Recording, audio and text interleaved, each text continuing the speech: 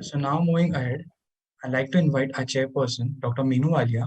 Ma'am is Senior Director and HOD at Department of Medical Oncology at Max Institute of Cancer Center, Patparganj, Vaishali, and Noida, Delhi, and Dr. Rajiv Sarin, who is a professor of radiation oncology and in charge of cancer genetic unit at Tata Memorial Hospital and Actrek, Mumbai.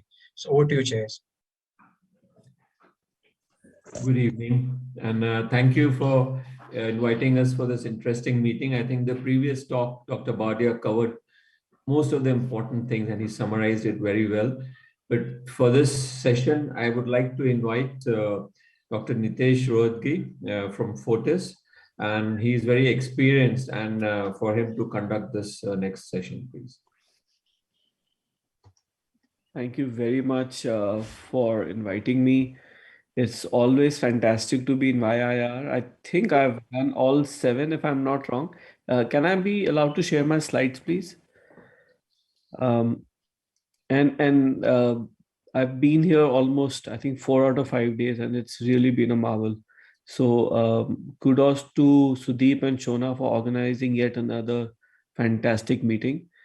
I'll go on to my and invite my very esteemed panelists. I think the panelist has changed. We have, of course, Dr. Smriti. We're waiting to hear her viewpoint. We have Dr. Anita Ramesh. We have Dr. Jyoti Bajpai with all students from Tata. Dr. Biswajit. Dr. Meenu Walia. I think I'll ask her some questions as well. Dr. Shona Nog herself. And I think I'll in between ask questions from maybe Sudeep and others as well. So we've had a fantastic talk from Dr. Badia himself. I think he's more or less covered all triple negative.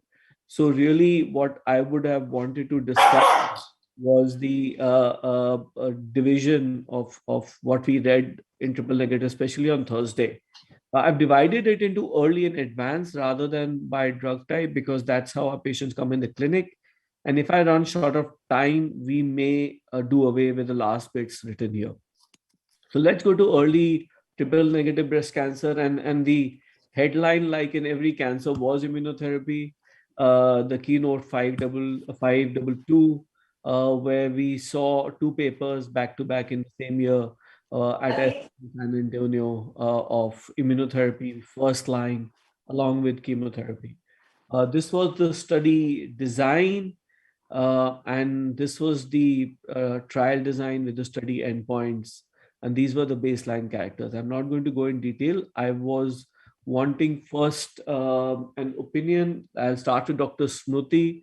Dr. Smriti, your opinion on the trial design itself. Well, the trial design is excellent. The eligibility criteria of selecting patients who are stage 2 and stage 3 for this the particular trial, and then the chemotherapy, randomization with the stratification factors and the use of the best chemotherapy regimen as a partner and in the control group. So this question was put that why was carboplatin chosen at a time when we didn't have much data on its neoadjuvant use, but the persons who designed the trial wanted to use what they thought was the best chemotherapy partner so that it's well balanced with the placebo arm. And of course, the only thing that comes into question is the use of adjuvant pembrolizumab after surgery, as was also said by the previous speaker. So all in all, it was a well-designed trial. So, ma'am, very good points. I always wonder how you so up to date everything. Dr. Ramesh, can I go to you next? Would you then say that carboplatin, paclitaxel followed by anthracycline, cyclophosphamide is now standard of care? So even where we are not using pembrolizumab, should we be taking this as a standard of care? I think this has also been a debate for a while. And then I'll hand over to Dr. Jyoti Bajpai for her views on carboplatin in particular. Should that be standard of care in all triple negative? So I'm asking Dr. Ramesh about sequencing and Dr. Jyoti Bajpai about the role of carboplatin in neoadjuvant therapy.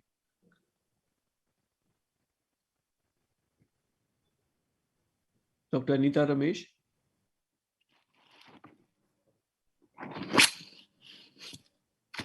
Okay, I think I can't hear Dr. Ramesh. Dr. Jyoti Bajpai. So, Nitesh, I think, carboplatin is a useful drug, and we see, often in clinics, good responses with carboplatinum. Okay. Yeah. Sorry. Sorry, So, Dr. Ramesh is there. Dr. Ramesh, I'll take your question in a minute. Let Dr. Jyoti Bajpai answer about carboplatin first. Ji. but the toxicity is a major concern. So we need to be careful while we whether we really want to generalize it. So I'm convinced that this is an efficacious drug, and generally in triple negative, subsets, it's showing a good efficacy. But whether we are able to generalize this, this is a little hard to answer, Your because toxicity is a major concern too. final take for most patients who are fit, you would go ahead and use it? I'm pro towards that. Okay. Dr. Ramesh, sequencing platinum taxane first, followed by anthracycline cyclophosphamide.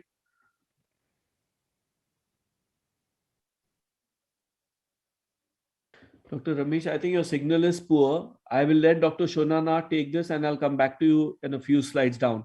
Dr. Shona Nag, your views on sequencing of platinum taxane first, followed by anthracycline. Between So I'm quite comfortable doing it either way. And very often when I get a HER2, which is 2+, and the patient is ER/PR negative in the clinic, I'm waiting for the FISH report.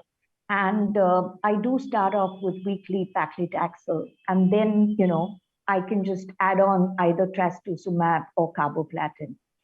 And another point I'd like to make is that earlier I used to reserve carboplatin in the neoadjuvant setting for tumors that were really large, or, like T3, T4 with a heavy nodal burden.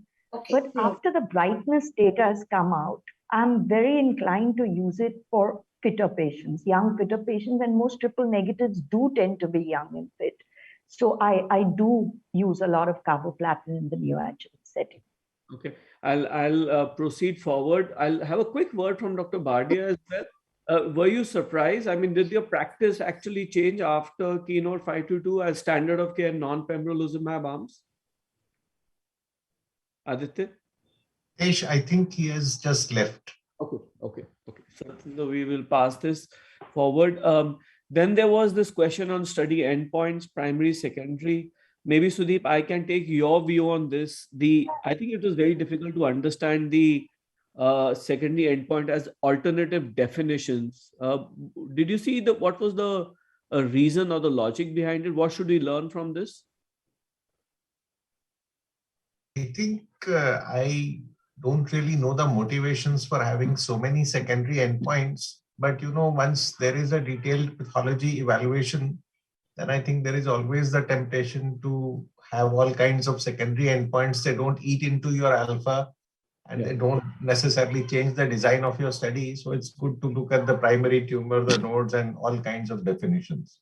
Nobody would change practice based on those secondary endpoints. Okay. Dr. Anita Ramesh, can I see if you're audible now? Okay, you can talk. Excellent. So what's your take on the PD-L1 positivity? It was more than 1% in this trial. And on that basis, 80% were PD-L1 positive. Is that an expected number? Yes, may not be in our subset of patients. So 1% positivity. Yes, it differs from trial to trial. Also, it differs from what drug you are using. Over here, they had used pembrolizumab, and if you see, the curves did separate, and also they showed the significant favoring the pembrolizumab arm. So, as you know, these triple negative tumors are heterogeneous, and we need to really classify subject. Signal. It's really disconnecting. It gets difficult. Dr. Meenu Walia, can I take your take on this? So this was an interim analysis 1 and 2. Different position. I'll move to a different position. Thank you. So Dr. Meenu Walia, pathological CR at the first interim analysis, 18 months at the second, and now we've seen interim analysis 4, fantastic, EFS 3 years. What does it really mean to us? Is it time that we should be testing every patient in neoadjuvant setting who's triple negative for PD-L1, first of all? In this trial, we actually found that most of the patients, they benefited. Like 1% was the positivity. 1%, although which is hardly a positivity. I strongly feel, yes, it is the time now that in the neoadjuvant setting, if the patient can afford, we should be adding the immunoagent also. But in revision was 9.5%. Hello? Sorry. Yes, sorry, please. Can I have everybody else please shut their mics? Dr. Walia, please. So I definitely feel that this is time probably in the neoadjuvant setting, adding the immunoagent, adding pembrolizumab in the neoadjuvant setting along with the chemotherapy. And I guess it has been found that irrespective of the PD-L1, the responses were great, even in the intent to treat population. That's actually quite correct. Sudeep, can I take your take on this as well? As I was trying to show that even the PD-L1 negative population in a pre-stratified was showing benefit. The forest plot is showing leftward. Both nodal status positive, negative showed benefit. I, in fact, have voiced before few years ago that I'm waiting for the final results to come. I'm not so sure it'll add value, but it's clearly adding a huge value. Do you feel it's time to test everybody who can afford for immunotherapy? So is your question, should we test for PD-L1 in the neoadjuvant or should we treat everybody with pembrolizumab? Should we test and should we treat? If positive, should we treat? Or if negative? So testing may not be useful because as your forest plot itself is showing that testing is not very useful. Dr. Meenu Walia also made the same point. With this degree of improvement in event-free survival, I think if it is feasible, I suppose we should be offering it to most patients unless there is a contraindication. Yes. Excellent. Thank you. I think that's well put for both Dr. Walia and yourself. This was practice changing to my mind. It's really, we've tried to find some caveats. There may be few, we haven't found much yet. It was a clean study and clearly there was well represented. There was some more analysis that came out of San Antonio about LDH, upper limit and lower limit of normal. I think we're still trying to understand that. There is some discussion around the HER2 2+, but I think we'll know more about that when we read. This was the 3-year overall survival, quite compelling. Dr. Smruti, sorry, I missed Dr. Debashish. Dr. Bishwajit, your take on overall survival. How compelling is this for practice changing? I think the OS data is quite immature, and also a secondary endpoint. Okay. So I'm not sure whether anything will get. So I just have 2 points to make on the trial. That one thing we'll discuss a lot on the platinum. And I think the reason why they must have used the platinum is if they wouldn't have used the platinum, then we would have discussed that if platinum was used, then probably the pembrolizumab should not have had any benefit. Probably that must be the reason behind why they must have used the platinum. In practice, I would not use the platinum if you're not using pembrolizumab because we already have enough data to say that toxicity is more and there's no benefit of adding platinum in that. I'll ask you this question again in a minute because I have some slides talking. Yes. Just one more last point on the trial. The other point is that in the adjuvant setting, I would use it probably in the neoadjuvant setting for all patients with PD-L1. But in an adjuvant setting, whether we would just look at pathological CR, and patients who are not achieving pathological CR would continue giving adjuvant immunotherapy for 9 doses. Would that be more sensible in doing rather than giving to everybody? I think that's what Dr. Bardia was also suggesting, that there is a debate on that because we don't know one from the other. And I think time will show, but what you're saying is very logical. And I think most of us would be tempted to do that unless cost is not a concern. Dr. Smruti, can I come back to you? Yeah, sure. So this is very interesting that there was a pathological CR not showing so much benefit and non-pathological CR showing benefit, which was expected to some extent. The drug works better when the baseline is poorer. But how do you explain all this in view of the fact that there was, of course, non-pathological, non-pembro arm, placebo arm, which there was pathological CR, and that's doing extremely well as well. So how do you explain this? I mean, should we be then doing kind of a segregation on giving chemo alone, and for patients who are not receiving pathological CR, then thinking of adjuvant pembro? I don't know how to put this together. Just before I come to this point, I'd like to make a point that in the neoadjuvant setting, if you're considering an immune checkpoint inhibitor, you don't need to do the PD-L1. The second point is that when you look at this EFS data, then you see that the difference is just 2% if they have already achieved a pathologic complete response. But if you ask me that can this population do well just on chemotherapy? Well, at the start, you don't know whether they're going to come into this subgroup where they're going to achieve pathological complete response just with chemotherapy. So as far as neoadjuvant use of immune checkpoint inhibitor, I would go with this trial. The question comes of adjuvant pembrolizumab in those who have achieved a pathologic complete response. So that is the point for debate. And if it is not achieved a pathologic complete response, one would use it. Now you'd ask me why there is such a debate about this. And that is because, some of the endocrine toxicities which are seen with this, and especially in some of this happens to be a younger population. And these are long-term toxicities. So if you've achieved a pathologic complete response, the use of adjuvant would be a matter of debate. Okay, thank you very much, ma'am. So I'll quickly go over. I think I'm running slightly behind as I had planned. So this was the by nodal status. We saw stage 2, stage 3 clearly doing better, node positive, node negative doing better. So the crux of the matter, Sona, over to you. Do you feel it's now time for anyone other than stage 1, or would you consider for stage 1 as well? So I don't know about the others, but in my practice, it's usually the node positives and the patients who have tumors at least more than 2 centimeters, if not 3 or more, that usually go for neoadjuvant therapy in the triple negative cohort.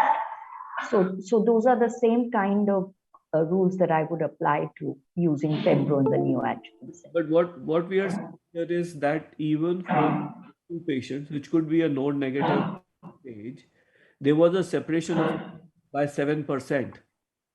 And that's very interesting. So Nitesh, they don't come to me, they come to us operated.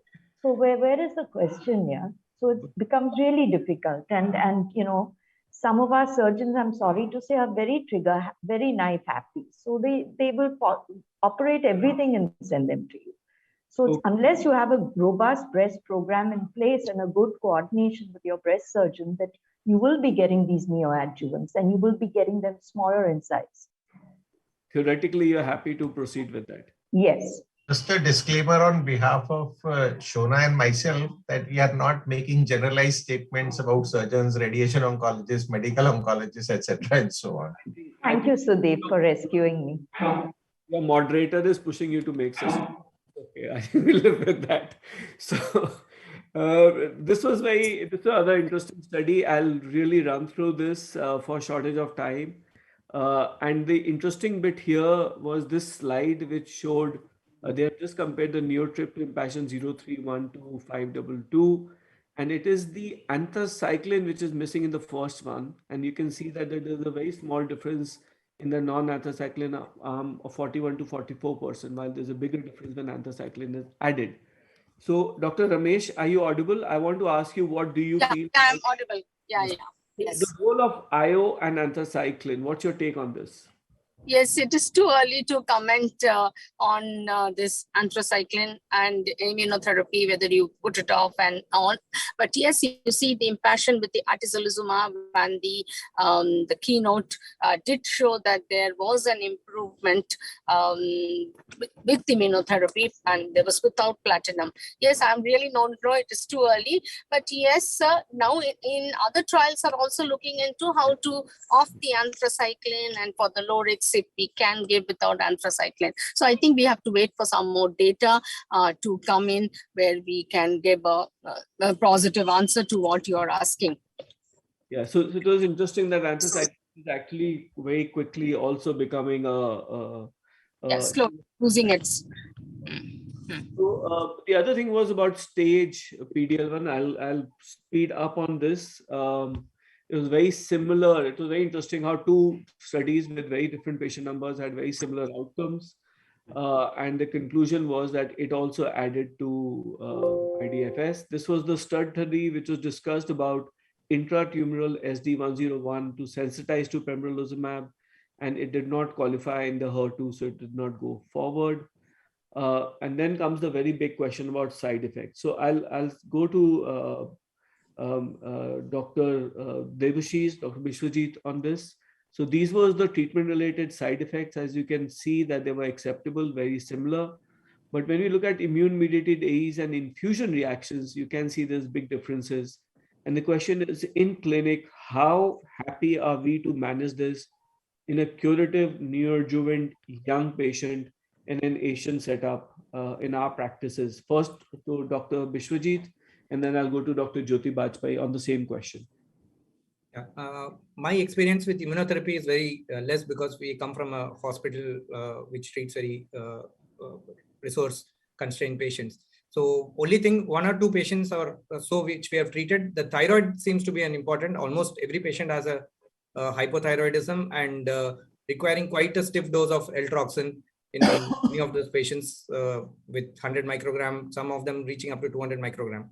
Other than that, because my limited experience, so I don't have too much experience with the.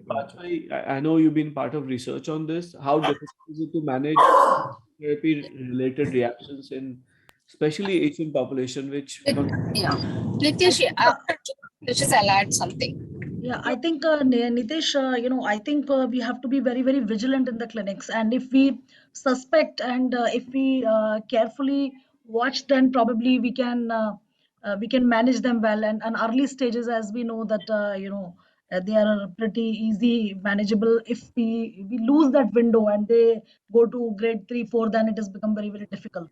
So if we are if we are watching those side effects, if somebody who is knowing and preempting, then I think it is manageable. So I'm okay with it.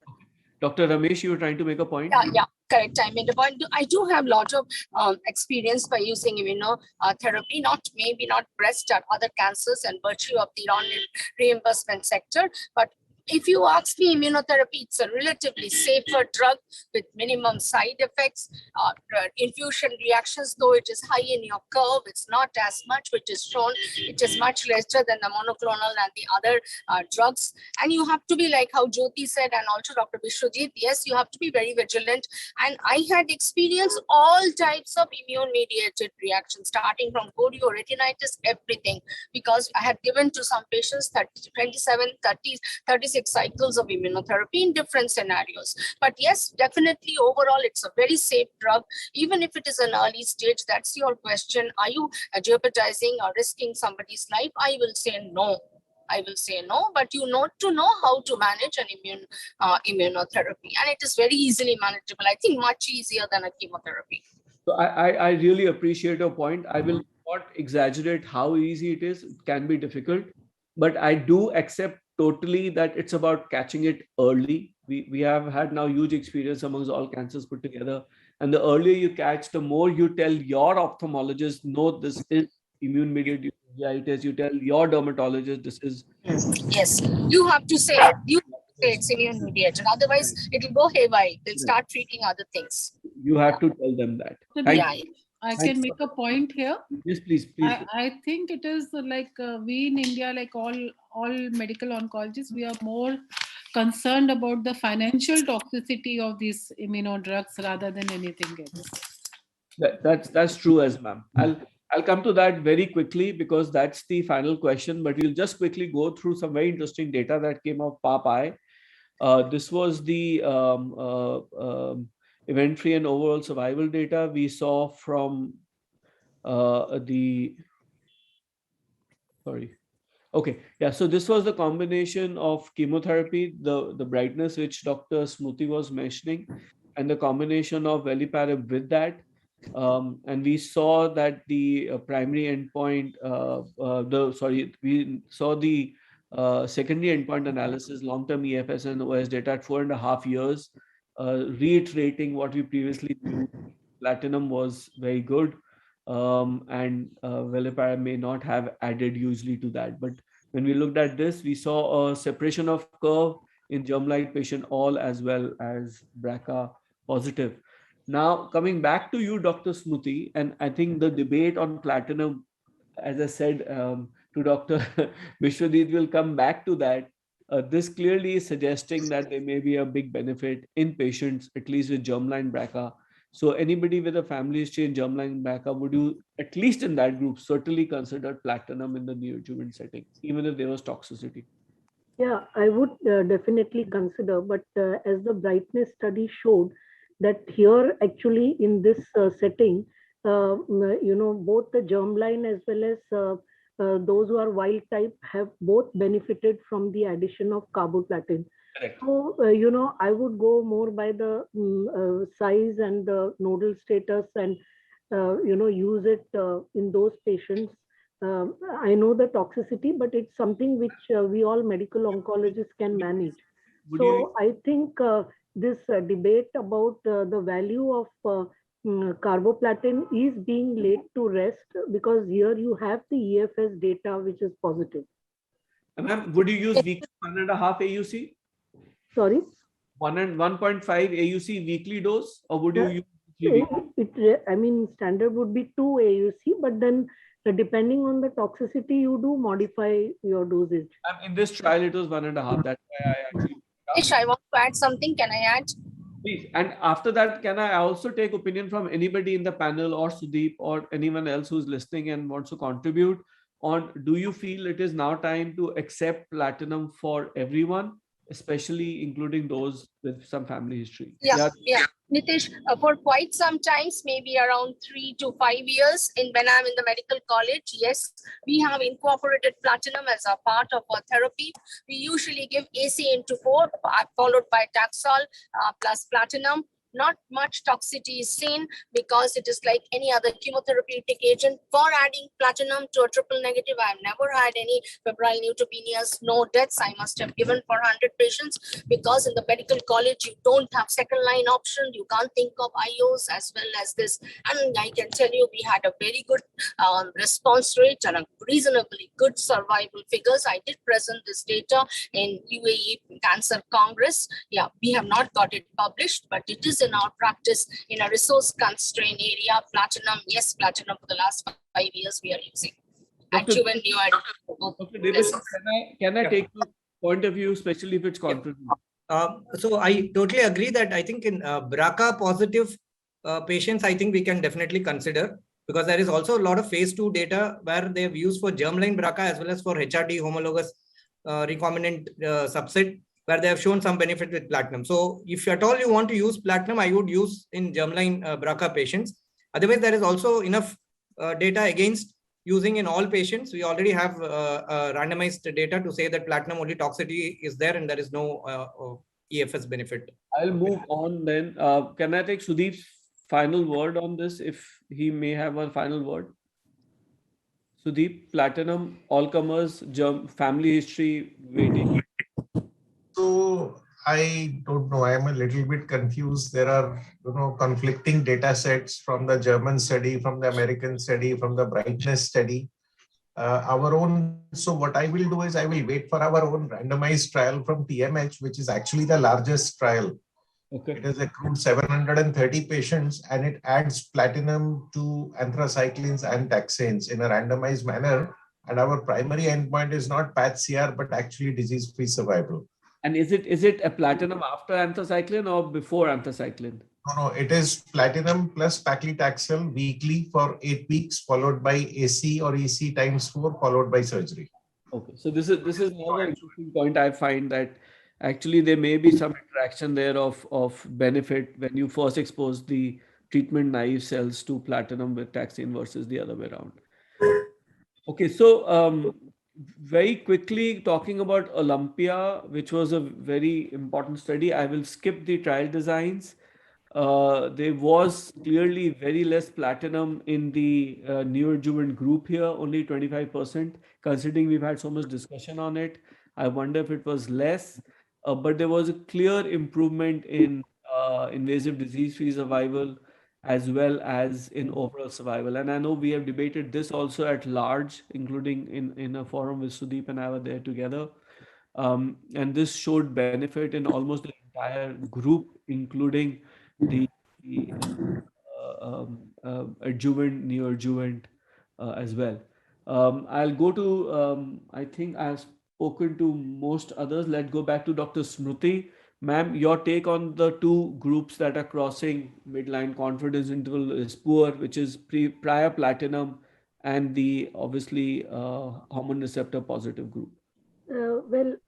What has been said is the numbers are really, the events that have occurred are really too small to make a conclusive remark on this, that whether a prior use of platinum would affect the benefit of PARP inhibitors in the adjuvant setting. So the numbers are too small, or rather the events which have occurred are too small, but both groups have benefited. So I mean, I would use it as adjuvant even if I have used it prior, platinum in those patients in the neoadjuvant setting. Okay. So I think that is what it is. The numbers and the events that have occurred are too small to really judge on this aspect. So intention to treat analysis, you will actually proceed. Yeah, and the overall survival benefit, although the trend is seen, it's not reached statistical significance. After all, the follow-up is just 2.5 years. So it hasn't reached a statistical significance as yet. But ma'am, it's practice changing or not, ma'am? Yes, it is, because now, I mean, we have to go by the EFS data, and, it's already included in the ASCO guidelines as well. But of course, there is the specific groups in which you would use it. Like if it is PNBC, then they should be, large tumors and in the adjuvant setting and node positive. And whereas if it is HR positive patients, then, they have that marker for the residual tumor, which we are not using. That if it is more than 3, then those are the patients who are hormone receptor positive where you would use it. So these are more than 4 nodes. So the criteria are different for TNBC and for hormone receptor positive patients. Well defined in the protocol, ma'am. You're right. Yeah. So I'll quickly go to Shona on this. Olympia toxicity. Do you feel that the compliance in our patients with olaparib is an issue? Who can afford? So I think a lot of our experience comes from ovarian cancer, and we have been following PARP inhibitors both in the first line and the platinum sensitive setting. And yes, I think the first 1 or 2 months are really tough. And sometimes, more often than not, it's the hemoglobin and the fatigue and the nausea that gets to the patient. And that is really my concern, because they've already received a hell of a lot of chemotherapy after, the neoadjuvant or the adjuvant anthracycline with or without platinum. And the marrow is going to take a beating with olaparib, and many of them may not, take a few months, and then when they're going through the fatigue and nausea, may just come back and say, I don't want to take it. Having said that, I've started a couple of patients on adjuvant olaparib who are BRCA positive, and I'm just waiting. It's early days yet in both these patients, so I'm waiting to see how they go.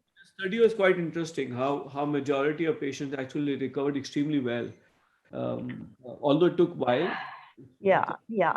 But, I think our Indian patients need to be really motivated, and they give up really fast. Sometimes it happens with hormonal therapy, Nitesh, you know that. That's why So this is a different ball game altogether. So, we've just started using it. So let's see how it goes. Okay, Jyoti, over to you. This was the chemotherapy study where they compared capecitabine to carboplatin. And there was, sorry, I think I skipped a number of slides. and there was not big benefit in the group. What's your take on it? And then early TNBC takeaway points. I will ask few questions. Jyoti? So I think in the patients where there is a residual disease, I mean, some form of maintenance should be given. The current data suggests that capecitabine is a good drug, and also it is better tolerated also. Okay. But I still feel that platinum is also one of the good option. Although in this particular study, it was not come as anything better. But so capecitabine and platinum, both in my opinion, are options. So there has to be something. And what drug, what dose, what duration is a question which we need to settle. And as for the previous thing for olaparib also, our patients are a bit different and the toxicity concern always there. So we have to individualize and that perspective, even for be it olaparib or high dose capecitabine for long period or platinum, everything. So because our patients are nutritionally challenged, they are having other kind of issues. And for olaparib, if for example I say in a limited experience, I found that myelosuppression was tremendous, and fatigue was quite an issue. So these things we need to consider when we are deciding for the treatment. Okay. So I have 3 interesting slides, and I'll take a couple of your opinions, starting from Debashish and then Dr. Walia. So this was the 76 versus 84%, roughly 3 years EFS on Pembro addition. This was the OS, very compelling. This was the CREATE X, which showed about 75% patients on capecitabine in the adjuvant setting did extremely well, possibly a little more than that. This was Olympia, which again, when you look at 3 years, is sitting somewhere between 75 with an increase up to 85. So we are looking at about 80 plus in multiple settings. So now these are the real-life situations. I'll start with Dr. Debashish, then go to Dr. Meenu Walia, from one setting to another, affording to non-affording. What would you do Monday morning in a patient who has a family history, who can and can't afford, and who don't have a family history, in terms of using immunotherapy or keeping the patient for residual disease, CREATE X versus Olympia in affording, non-affording population? Biswajit first, and then Dr. Meenu Walia. So if patient, I would do a BRCA testing for all patients. And if it takes 4 weeks, what are you going to start off with? Because your BRCA testing will not be back before 3 to 4 weeks. So if the patient is affordable anyway, irrespective of the BRCA test, I would do the immunotherapy. So there is enough data for the immunotherapy, and I would do the immunotherapy first. And then at the end of surgery, I would look at pathological CR or no path CR. If there is path CR, then I would not continue with the immunotherapy. Rather, if the patient is BRCA positive, I would do the olaparib. And if the patient is not in path CR, then I would continue with the immunotherapy. That's for the affordable patient. Okay. Excellent, excellent. Dr. Walia? I think I will voice what Dr. Biswajit has said. Affording patient, irrespective of family history, in the neoadjuvant setting, yes, immunotherapy is the way to go. And a patient who cannot afford, then that also makes it simple, no IO. You begin with chemo only. I will definitely use, if the patient can tolerate, if the patient appears fit to tolerate, platinum in the neoadjuvant setting, if the patient cannot afford without IO. And then depending on the PCR, no PCR, IO to continue. With PCR, also preferably IO to continue in the patient who is not BRCA positive. But if BRCA mutation positive, that is the big question mark. Now that I have started with IO and chemo, whether I stop IO and put the patient on PARP inhibitors, then probably yes. Okay. I have no data to support there, but yes. I guess we will individualize many of these patients when it really happens. Any of my panelists have another? So Nitesh, I just want to make a quick comment for IO. Actually, we are in dilemma definitely if they are BRCA positive as well as and affording. So options of plenty, problems of plenty, I would say. But I think there is data to support that immunotherapy works better when used in earlier lines. While there is data that PARP inhibitors still work when you are using in second or third line also. Great. So that's how my choice would be towards immunotherapy, early lines. That's I was going to actually steer towards that, but you made it, and that's fantastic. Any of my panelists have another view on this kind of conundrum that we are dealing with? Yes. I'd just like to make a comment. Yes, ma'am. And that is, when Dr. Bardia was giving his talk and he spoke about, neoadjuvant immunotherapy and coming to residual disease, he said that if it was, residual disease, they use immunotherapy with capecitabine.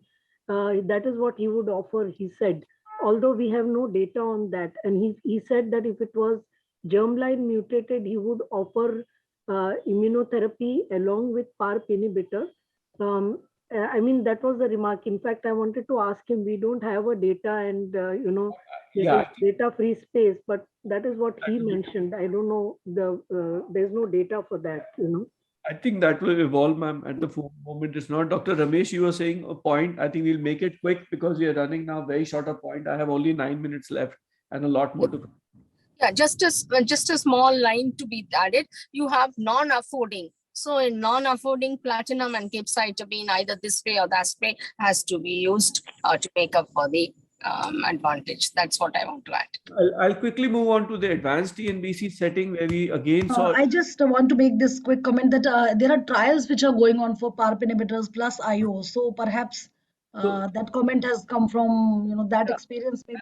And I think that is actually a space to see because that makes a lot of synergistic. We've seen that in ovarian CA already. So there is synergy seeing there, but I guess time will answer that. He may have been able to put these patients through a clinical trial in that setting, and we'll come to that. So this was the metastatic setting Keynote 355, which very interestingly was looking at segregating patients between 1 to 10 and 10 to 9. 1 to 10, sorry, less than 1, 1 and 1 to 10. And a quarter or so patient were CPS more than 20. And we actually saw that while there was a benefit in patients more than 10, the real benefit seems to be driven more than 20, which was not a pre-planned analysis. This was post hoc of more than 20. The pre-planned was up to more than 10. And we again saw the same kind of benefit in both OS and EFS. And when we look at Keynote 119 by Eric Weiner, again, we see the CPS more than 20. So there's something about CPS more than 20. So over to my panelists, starting with Dr. Debashish first. Is it treatment of choice now? First line immunotherapy. What would you do? Which drug? And then over to maybe Dr. Smruti and Dr. Anita Ramesh. So, Sujit, would you do, if affordability is not a problem, would you consider immunotherapy first line in everyone? Triple negative metastatic? Yeah, with the Pembro data, I would use it with CPS more than 10 and Pacli plus pembrolizumab, and definitely not nab-paclitaxel because we have a lot of data against that in atezolizumab. So Pacli plus pembrolizumab with CPS more than 10. And I would not use single agent in subsequent line, irrespective of the CPS. That study was a subset analysis of more than CPS 20. So single agent Pembro in subsequent cycles, I would not use. Okay, so Dr. Smruti, would you use Atezo or Pembro? Well, the data that you have just now is for Pembro, where you have the EFS and the overall survival data.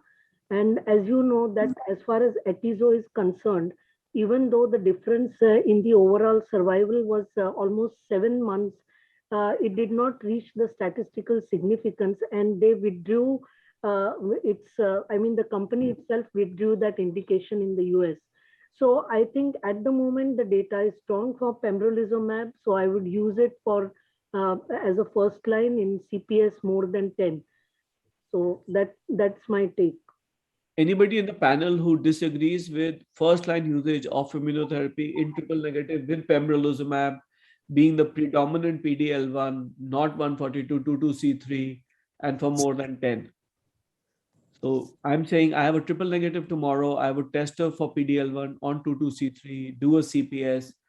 Only if it is more than 10, I will use pembrolizumab. I'm not coming to chemotherapy yet.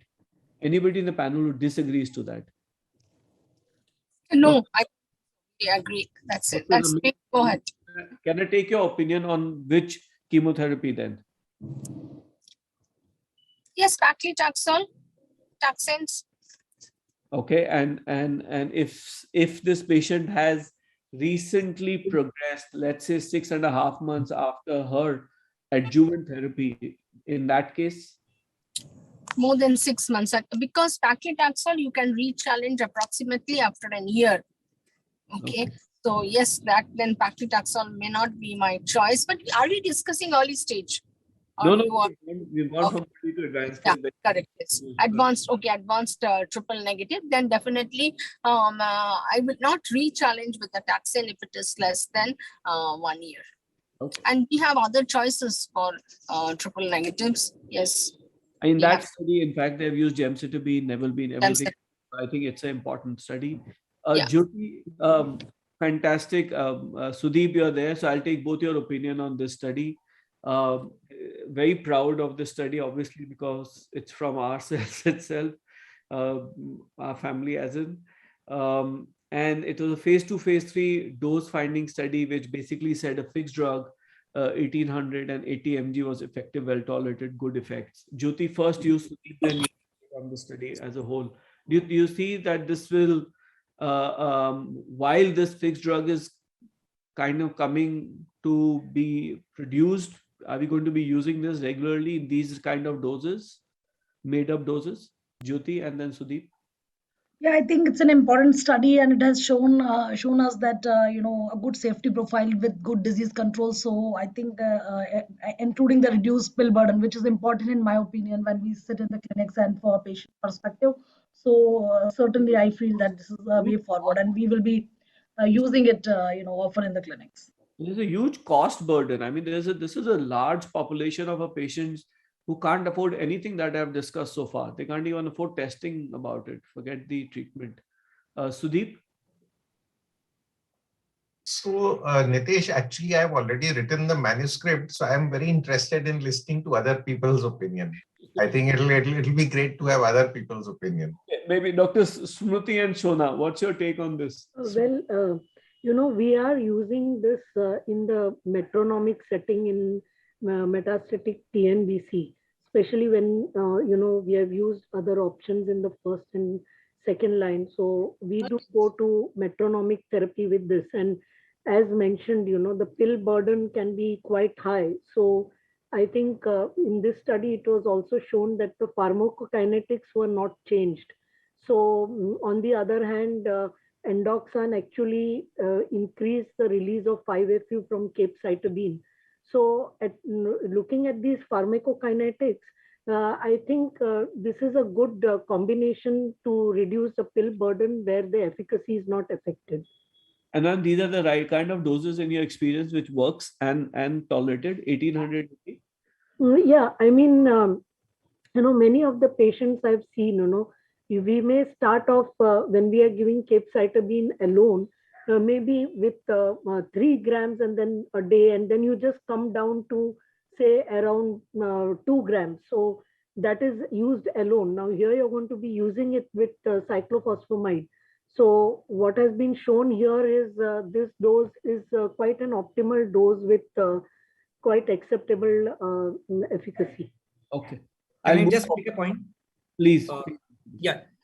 So this the study was quite interesting. Just one point was that the patients which they had included were patients who had just one line failure. So I think beyond one line failure, patients were not included. And with only one line failure, the best response of 30%, I'm not sure whether it would be equal to just giving capecitabine, because it was not a randomized study. So I'm not very sure the combination is really more effective than capecitabine. Just a comment. Okay. Can I move forward? I'm really very short of time. I want to cover I saxagliptin. wanted to say, Nitesh, just one moment, because I think Dr. Biswajit Dubashi has made a correct point that in order for this fixed dose combination to really be established as a valid treatment, the control arm should have been, or should be in the future, perhaps capecitabine. That's correct. His point is absolutely correct. Thank you, Dr. Bishwajit. Shona, over to you. Saxagliptin, govatican, very interesting data. Dr. Badia discussed this as well. We saw great separation of curves, and then we saw it in more than 65 years. This was quite a startling thing that in more than 65, it continues to be good, both in terms of responses and in terms of tolerance, and both PFS and OS data was as good. And as I said, in terms of toxicity also, it was in fact better than the treatment of physician choice. So it was concluded with Shona, your take on this? No, so I think it's very encouraging because you do get the odd triple negative who's elderly, and then you really sometimes don't know what to do, because unless their scale is not good, they are not able to tolerate our treatments. So this tolerability came as a very reassuring thing. The only thing is, I know it's available at a cost. People are importing it and using it, but I haven't had the chance to use the drug as yet. Have you, Nitesh? I have, and it was quite incredible. Patient who I thought will not make it a few weeks. Sudeep also saw that patient as a second opinion. She made it about 9 months. Wow. Quite Wow. incredible how her quality of life improved enough for her to go to England. She unfortunately. Fantastic. So what are the other panelists? Has anybody else had experience? It would be interesting to know that. Dr. Anita Ramesh, Dr. Meenu Walia, Dr. Smruti. Well, I have suggested it to 2 patients, but it was just not affordable. Because it's a day 1 and day 8. That's quite interesting, Shona. Your question has resulted in a silence, which clearly. No, as I said, I've worked out the cost, and it's really very expensive. 12 lakh rupees a session, Yes, ma'am. yes, day 1 and day 8, Average being about 7 to 8 months, we are looking at about 1.5 CRs for therapy cost, which is still not curative. And the end of the confidence interval was 13 odd months. So it's a good Yeah, hugely expensive. I think that is the limitation. Otherwise, the data is very promising, and everybody convinced with. Okay, so Jyoti, I'll ask this question to you then. In your experience, irinotecan low dose worked? Do you use that in your practice? And IO first line versus saxagliptin, if cost was not at all a concern in metastatic setting, knowing that IO first line is also not going to be cheap, what would you use? So again, as I said, that because with IO we definitely know that if you use early, then the maximum efficacy. While that is that kind of robust data is not with other molecules. So I still prefer to start with IO. That is my take. And in general, irinotecan we use, but low dose not very commonly. So irinotecan in general we have used in many patients. Dr. Walia, the data on in this trial did not have much data on BRCA and HRD patients. Do you think that if this balance was found, it could have impacted the trial results? There's irinotecan, another drug which makes them sensitive to chemo.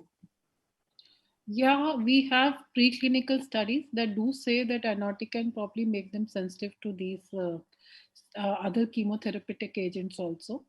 And I definitely feel if it was more balanced, then things might have been impacted. Okay. I'll ask last 2 questions very quickly, maybe 1 more minute. Dr. Anita Ramesh, your take on this pregnancy induced alterations chemotherapy does not seem to affect maternal prognosis. Interesting study presented on Thursday and in San Antonio. Dr. Anita Ramesh. Jyoti Bajpayee, I can't hear Dr. Ramesh. Dr. Jyoti Bajpayee, your views on Right. So I am completely agree with this, and we have our own data also. We have had a registry study in pregnancy-associated breast cancer, and now if we use as per the standard indications, it doesn't really harm. We have to be carefully monitoring this patient, and second trimester onwards, use of chemotherapies, standard chemotherapy like anthracycline, taxane is really safe. So I agree with this data, and this entity, which is extremely rare nowadays, it's becoming comparatively, the incidence is increasing, although it's still rare. Previously, it used to be ultra rare kind, because of many factors which are beyond the scope of today. But we have to be judiciously managing these patients as optimally as possible, and then oncologic as well as fetal outcome we can safeguard. True. Dr. Debashish, last. This was a very interesting study on rare types of triple negative breast cancers, showing that metaplastic did worse and adenoid cystic best, which was not unexpected. Any take on this?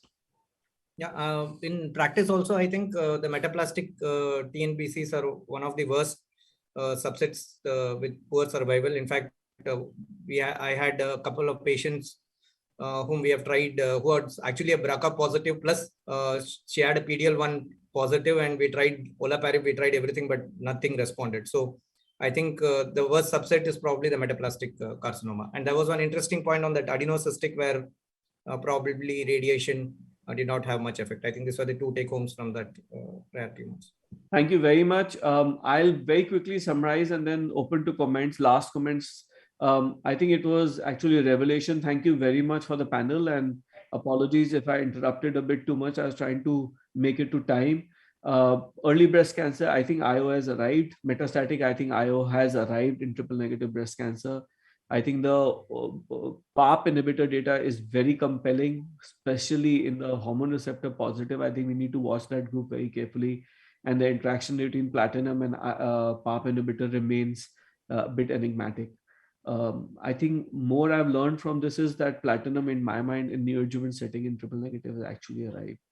Xeloda remains to me the standard of care for residual disease. And I think I will hand over to anybody in the panel who wants to make a last comment before I give it back to the organizers. Thank you very much. So last comment is that you did a brilliant job, Nitish. Thank you. Covered everything in time. Thank you. Okay, thank you. Thank you very much. Hand over to organizers then. So thank you, Nitish. As brilliant as always, I must say. And there were a number of times I felt like interrupting because we were running behind schedule. But the discussions were so great and so interesting, I thought it will be unfair to interrupt. And before we close, I think there is one question from Dr. Arjun Singh. He wanted to ask if it's a triple negative breast cancer and a non-PCR, I guess a post-NACT non-PCR, whether we will give capecitabine or olaparib. So I guess BRCA mutation positive targeted should be the way to go forward, and non-BRCA, then the data is still again more in favor of capecitabine. So Dr. Nitish, I'll want you to take the final comment on this, if any. Thank you, ma'am. I think I'll go by that. Yes. Thank you. So I think with that, I say thank you to Nitish and all the panelists. Thank you so much. Thank you very much. All right.